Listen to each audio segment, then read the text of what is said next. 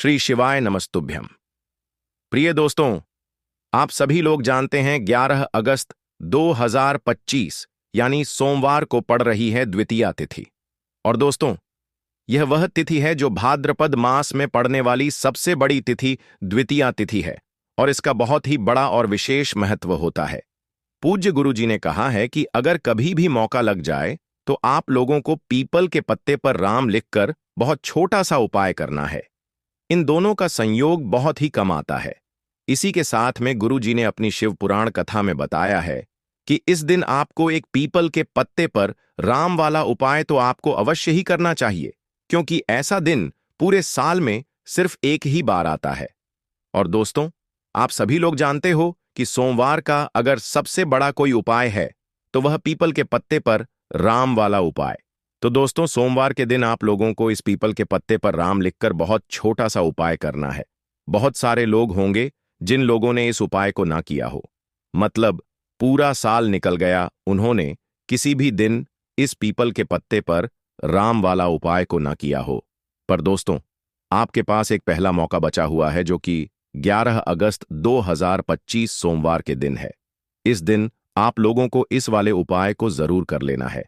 भले ही आपने पूरे महीने भर इस उपाय को ना किया हो, पर अगर आपने इस सावन महीने के सोमवार के दिन अगर इस वाले उपाय को कर लिया तो आपको इस उपाय को करने का वह फल मिलेगा जिसकी आपने कभी कल्पना भी नहीं करी होगी। इसीलिए आप लोग इस वाले उपाय को एक बार जरूर कर लेना है ताकि आप लोगों के हाथ से यह मौका न जा सके और आपको इस उपाय को करने का फल मिल सके। दोस्तों, यह उपाय पंडित जी ने अपनी अभी की ही श्री शिव महापुराण की कथा में बताया है। जी, इस उपाय को आज हम आपको बहुत अच्छे से समझाने वाले हैं। इस वीडियो को देखने के बाद इस उपाय को समझने के लिए आपको कोई और वीडियो को देखने की जरूरत नहीं पड़ेगी। तो चलिए दोस्तों, उपाय को शुरू करते हैं। देखिए, इस सावन महीने के सोमवार के दिन यह इतना खास होता है, इतना महत्वपूर्ण होता है। देखा गया है कभी कभी बड़े बड़े पूजा पाठ अनुष्ठान से जो मनोकामना पूर्ण नहीं होते, वह सावन महीने के सोमवार के दिन एक छोटे से उपाय करने से ही आपकी मनोकामना पूर्ण हो जाती है। और बहुत सारे लोगों ने इस उपाय को किया भी है और उनको इस उपाय को करने का फल भी जरूर मिला है। अगर आप लोग भी इस उपाय को करना चाहते हैं तो आप इस उपाय को पहले अच्छे से समझ लेना, सुन लेना, उसके बाद करना। आपको इस उपाय का फल जरूर मिलेगा और इस उपाय को कर लेने से आपके घर में चाहे किसी भी प्रकार की दुख और समस्या क्यों ना चल रही हो, आपको उसका कारण भी नहीं पता है कि भाई यह समस्या किस कारण से चल रही है। उसका कुछ भी कारण हो सकता है, जैसे पितृदोष हो सकता है या किसी भी तरह का मंगल दोष भी हो सकता है। तो इस दिन आप लोगों को यह वाला उपाय कर लेना है। यह एक ऐसा उपाय है जिस उपाय को अगर किसी विशेष दिन पर किया जाए तो भाई उस विशेष दिन का जो है वह तो हमें मिलता ही मिलता है, पर हमने उस दिन पर इस उपाय को किया है तो हमें उससे भी बड़ा फल मिलता है और फल बहुत जल्दी मिलता है, क्योंकि आप इस उपाय को बहुत ही बड़े और विशेष दिन पर कर रहे हो। तो चलिए अब उपाय के बारे में बात करते हैं, लेकिन उससे पहले आप लोगों को यह जानना आवश्यक है कि आखिर यह उपाय किस समय करना है, किसको करना है और कैसे करना है। तो चलिए हम आगे आपको वीडियो में एक एक करके बता देते हैं। लेकिन उससे पहले अगर आप लोग हमारे चैनल पर पहली बार आए हैं या फिर मेरी आवाज आज पहली बार सुन रहे हैं तो हमारे चैनल को सब्सक्राइब जरूर कर लेना और इस वीडियो को लाइक करके कमेंट बॉक्स में श्री शिवाय नमस्तुभयम ओम नमः शिवाय जरूर टाइप कर देना। तो दोस्तों, इस पीपल के पत्ते पर राम वाला उपाय को हमें इस सोमवार के दिन कैसे करना है, किसको करना है, किस समय करना है और कहां पर करना है, ये सारे सवालों के जवाब आपको इस वीडियो में मिल जाएंगे। और जो ये वीडियो देखेगा भाई, उसको पीपल के पत्ते पर राम वाला उपाय जरूर करना चाहिए, क्योंकि इस दिन पीपल के पत्ते का भी बहुत ही बड़ा और विशेष महत्व होता है। आ जाए पीपल के पत्ते पर राम वाला उपाय की, तो ये सोने पर सुहागा वाली बात हो जाती है और ये एक बहुत ही बड़ा उपाय हो जाता है इस सोमवार का। तो अब दोस्तों, इस पीपल के पत्ते पर राम वाला उपाय को आखिर करना किसको है, सबसे पहले हम लोग वह बात जान लेते हैं। तो देखो, घर की जो बड़ी माताएं बहनें होती हैं, उन माताओं बहनों में से कोई भी एक बड़ी माता बहन इस वाले उपाय को कर सकती है। और दोस्तों, अगर आप चाहे तो अपने घर में से सभी सदस्यों को भी इस उपाय को करवा सकते हैं। अगर किसी व्यक्ति की खुद की कोई मनोकामना है, खुद की कोई दुख और परेशानी है जो कि वह अपने लिए ही करना चाहता है, इस वाले उपाय को तो वह खुद अपने लिए भी कर सकता है। बाकी अगर कोई घर में से ऐसा है जो कि अपने पूरे घर परिवार की सुख और शांति के लिए यह वाला उपाय करना चाहता है, तो भाई वह भी कर सकता है। उसमें भी कोई दिक्कत वाली बात नहीं है। कहने का मतलब यह है कि इस उपाय को हर एक सदस्य भी कर सकता है और पूरे घर परिवार के सदस्य के लिए घर की बड़ी माताओं बहनों में से कोई एक माता बहन भी कर सकती है। माताएं बहनें अगर घर में उपस्थित ना हो या वह यह वाला उपाय ना कर पा रही हो, तो फिर घर का कोई बड़ा सदस्य भी इस पीपल के पत्ते पर राम वाला उपाय को कर सकता है। चाहे फिर वह पुरुष ही क्यों ना हो, उसमें कोई भी दिक्कत वाली बात नहीं है। उसके बाद में दोस्तों, जो अगला प्रश्न निकल कर आता है वह यह आता है इस उपाय को लेकर कि आखिर इस उपाय को हमें किस समय करना है, सुबह के समय करना है कि शाम के समय करना है। तो देखो, इस वाले उपाय को आप लोग सुबह के समय भी कर सकते हो और शाम के समय प्रदोष काल में भी कर सकते हो। अब अगर आप पूछो कि भाई साहब सबसे उत्तम समय कौन रहेगा इस पीपल के पत्ते पर राम वाला उपाय को करने का, तो हम आपसे बस यही कहेंगे कि इस उपाय को आप सुबह के समय करेंगे तो ज्यादा बेहतर होगा। बाकी अगर प्रदोष काल शाम के समय भी करेंगे तो भी अच्छा होगा, उसमें कोई भी दिक्कत वाली बात नहीं है। तो अब दोस्तों, जो अगली सबसे बड़ी और महत्वपूर्ण बात आती है वह यह आती है कि सुबह अगर हम उपाय को करेंगे तो हमें कितने बजे से लेकर कितने बजे तक के बीच में करना है, और शाम के समय प्रदोष काल में करेंगे तो हमें कितने बजे से लेकर कितने बजे के बीच में करना है। तो देखो, सुबह जितनी जल्दी हो सके आप उपाय को करने की कोशिश करना। बाकी अगर किसी कारणवश लेट भी हो जाओ, थोड़ी देर भी हो आए, तो 10 या 11 बजे तक भी आप उपाय कर लेना, पर 12 बजे से ज्यादा देरी ना हो। ठीक है, इस बात का ध्यान रखना। उसके बाद में दोस्तों, अगर शाम के समय प्रदोष काल की बात करें, प्रदोष काल का जो समय होता है वह शाम के 6 बजे से शुरू हो जाता है। मतलब शाम के 6 बजे से लेकर 7 बजे के बीच का जो समय होता है, यह समय प्रदोष काल का समय होता है। तो आप इस उपाय को 7 या 11 बजे के बीच में भी कर सकते हो। मतलब शाम के 6 बजे से रात 11 बजे के बीच में आप कभी भी इस वाले उपाय को कर सकते हो, उसमें कोई भी दिक्कत वाली बात नहीं है। हमें किसी भी दिन आपको पीपल के पत्ते पर राम लिखकर बहुत छोटा सा उपाय करना है। ऐसा समझ लीजिए, जितने भी आपके शत्रु हैं, जो भी आपके विरोधी हैं, दुश्मन हैं, जो आपको हर तरफ से परेशान कर रहे हैं, अब उन शत्रुओं की अकड़ निकलेगी। शत्रु का किया कराया भी तुरंत हट जाएगा जब सोमवार में आप इस छोटे से उपाय को करेंगे। तो देखिए, आज की वीडियो विशेषकर उन लोगों के लिए ही है जो अपने जीवन में शत्रुओं से और दुश्मन से बहुत ज्यादा परेशान हो चुके हैं। देखिए, जगत जननी मां जगदंबा का हम सोमवार में पूजन करते हैं और उनसे जुड़े हुए उपाय करते हैं। साथ ही साथ आपको बता दें कि सोमवार में संकट मोचन हनुमान जी का पूजन करने से और उनसे जुड़े हुए कुछ उपाय करने से जीवन के बड़े से बड़े कष्ट भी क्षण भर में दूर हो जाते हैं। तब बहुत कम समय में आपके शत्रु और आपके विरोधी आपके जीवन से दूर हो जाएंगे। आपके दुश्मन लाख कोशिश करने के बाद भी आपका बाल भी बांका नहीं कर पाएंगे, अगर आप सोमवार में इस छोटे से उपाय को कर लेते हैं। अब देखिए, आज का जो समय है यह कलयुग का समय है, और कलयुग के एकमात्र देवता जो अपने भक्तों के जीवन से सारे कष्टों को दूर कर देते हैं, वह स्वयं है संकट मोचन हनुमान जी। और संकट मोचन हनुमान जी का पूजन अगर आप सोमवार में करते हैं और उनसे जुड़ा हुआ यह छोटा सा उपाय अगर आप सोमवार में किसी भी दिन कर लेते हैं, तो ऐसा समझ लीजिए, आपके जो शत्रु हैं, आपके जो विरोधी, आपके जो दुश्मन हैं, यह किसी भी तरह से आपको परेशान करने का प्रयास कर लें, आपका बाल भी बांका नहीं कर पाएंगे। दूसरी चीज, अगर आपके शत्रु ने आपके ऊपर कोई भी तंत्र मंत्र करवा रखा है, कोई भी जादू टोना, कोई भी ब्लैक मैजिक आपके ऊपर करवा दिया है या करवाने का प्रयास कर रहे हैं, ऐसा समझ लीजिए वह किया कराया आप तक पहुंचेगा ही नहीं। और अगर आप तक पहुंच गया है, कोई भी ब्लैक मैजिक तुरंत हट जाएगा जब आप इस छोटे से उपाय को सोमवार में करेंगे। देखिए, उपाय छोटा है लेकिन बहुत महादिव्य चमत्कारी है। मतलब उपाय को करने में ना तो आपका ज्यादा समय जाएगा, ना ही इसमें आपके ज्यादा पैसे लगने वाले हैं। और ऐसा समझ लीजिए कि एक बार ही अगर आपने इस उपाय को सोमवार में कर लिया तो इसका महादिव्य चमत्कार आप खुद देख लेंगे।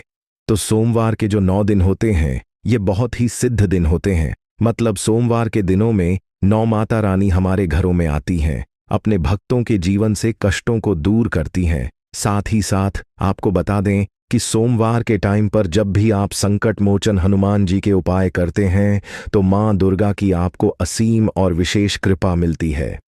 मां दुर्गा आपसे बहुत जल्दी प्रसन्न होती हैं और आपके सारे संकटों को वह दूर कर देती है। तो पीपल के पत्ते में और पीपल के पेड़ में होता है।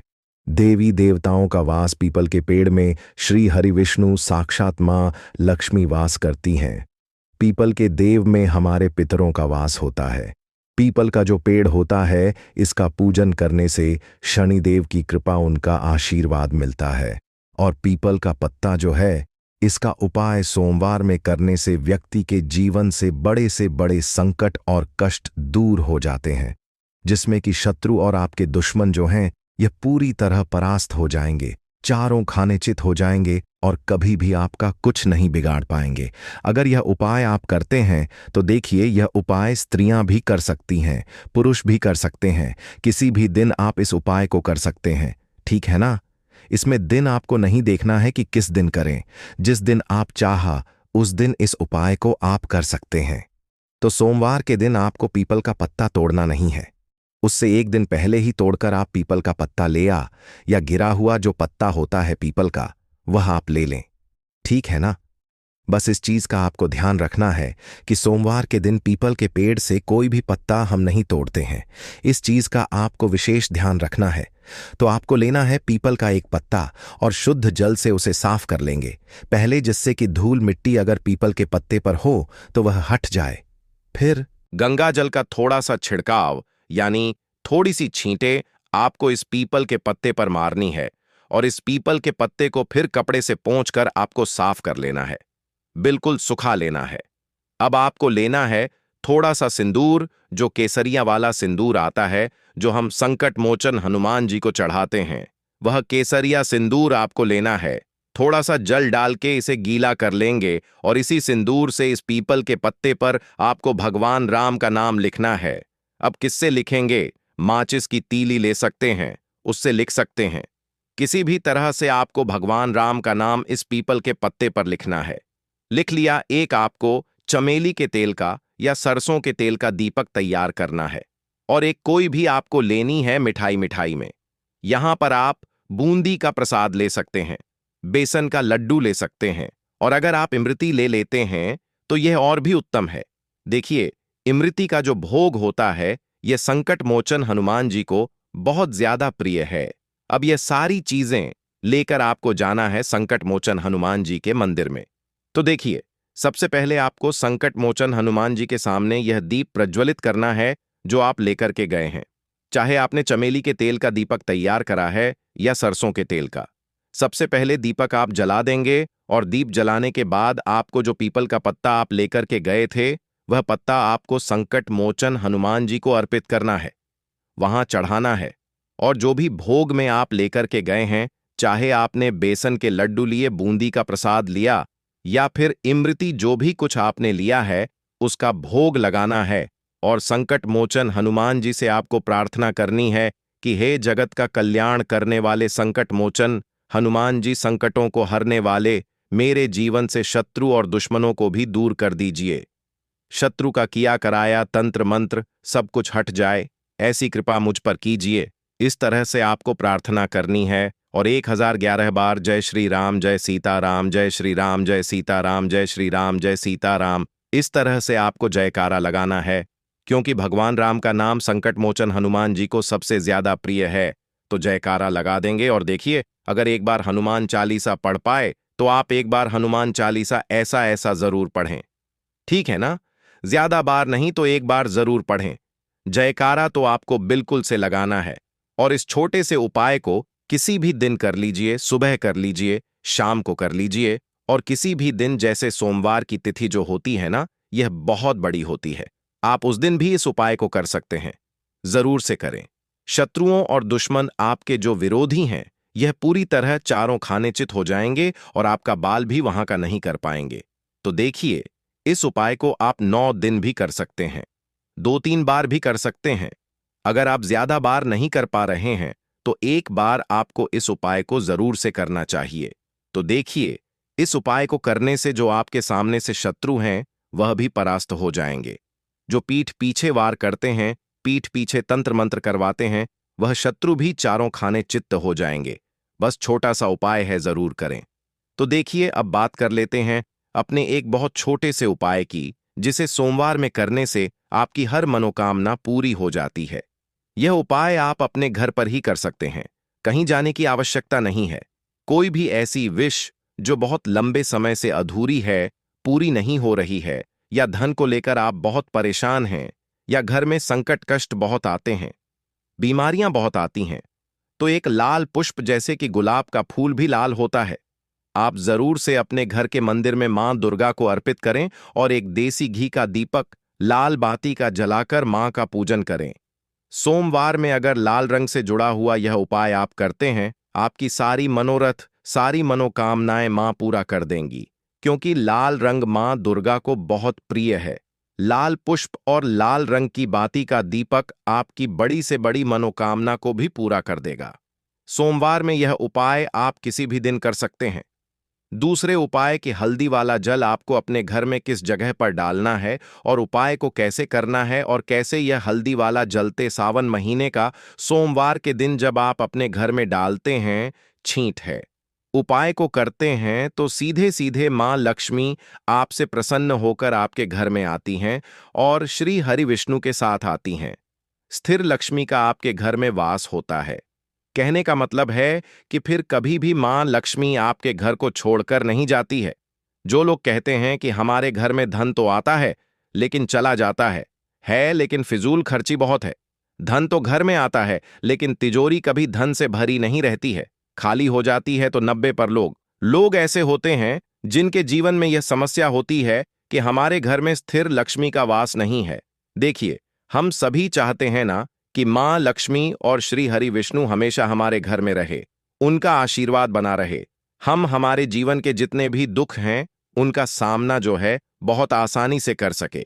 देखिए, जब व्यक्ति के पास पैसा नहीं होता है ना, तो वह बहुत सारे कष्ट दुख उसके जीवन में जब आते हैं उनका सामना भी नहीं कर पाता है, और जब उसका आर्थिक पक्ष मजबूत होता है तो बहुत सारी समस्याएं उसे अपने जीवन में जो आती हैं वह छोटी लगती हैं। लेकिन अगर पैसा भी पास नहीं है तो छोटी छोटी प्रॉब्लम्स और छोटी छोटी चीजें जो हमारे जीवन में आती हैं वह भी बहुत बड़ी लगने लगती हैं। तो आपको करना क्या है? आपको यहां पर लेना है गंगा जल। तो देखिए दोस्तों,